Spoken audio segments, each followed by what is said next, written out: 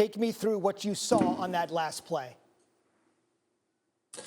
What a wild finish. I think really when you take a look at the way the Heat defended that last play, Zubin, there's a lot of options for a coach. And one of the biggest things you struggle with is, do I put somebody on the basketball that's inbounding the ball on the sideline?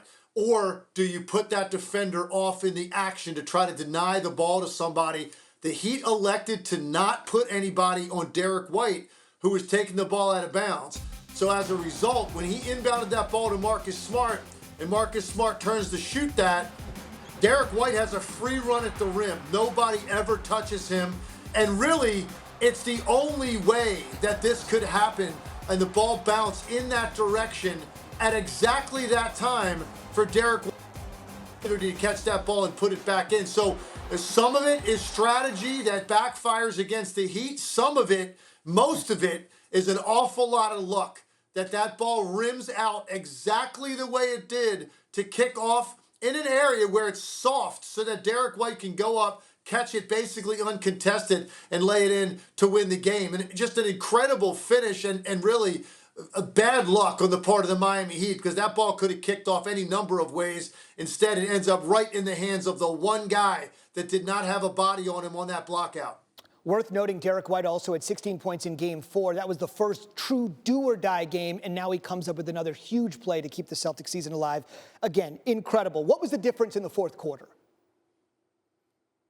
Well, listen, the Celtics, they outplayed the Heat most of this game, and they built that 10-point lead in the fourth quarter. Looked like they were in control. They were managing the pressure pretty well. I thought the Heat zone affected Boston when they went to that zone down double digits, and Boston got stagnant. They started playing too slow. I felt like they were trying to eat too much clock. On the other end of the floor, they were committing a lot of fouls to keep Miami in this game. And Jimmy Butler, had a big three. He also had 5 big free throws down the stretch that got big contributions out of Duncan Robinson. So now you look up and the Heat actually take the lead.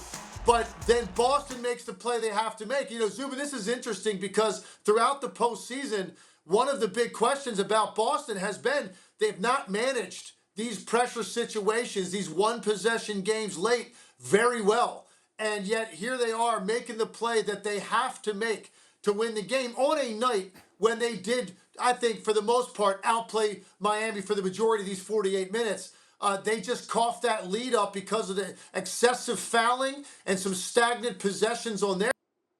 They got very conservative. Miami took advantage of it, but then there was one play left to be made, and Derrick White and the Boston Celtics made it. Last thing, you mentioned those pressure situations that the Celtics didn't come through on. All of that fell on the shoulders of head coach Joe Mazzulla, down 3-0. What has he done to turn the tide here, specifically coaching-wise, in the last 3 games to force an improbable Game 7?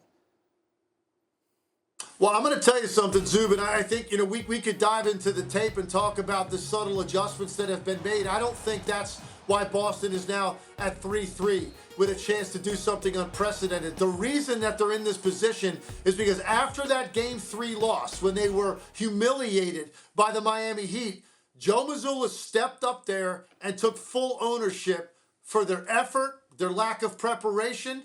He owned the loss. He owned being down 3-0. He did not at any point question his players. He took it upon himself. And for a young coach in that moment, with the amount of criticism he was facing, particularly in Boston, right, with sports talk radio, the print media, the fan base, everybody on him, he stood up there as a young coach and owned the moment. And I think it saved their season because it galvanized their locker room.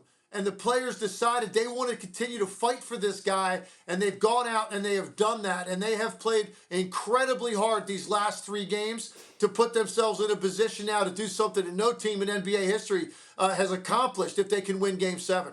Last Sunday, they lost Game 3 by 26 points. They were down 3-0. They were writing this guy's coaching obituary. Don't press send just yet. Monday, as Tim said, could be a comeback we've never seen before in NBA history. That's our Tim Legler. Thank you for watching ESPN on YouTube. For live streaming sports and premium content, subscribe to ESPN+.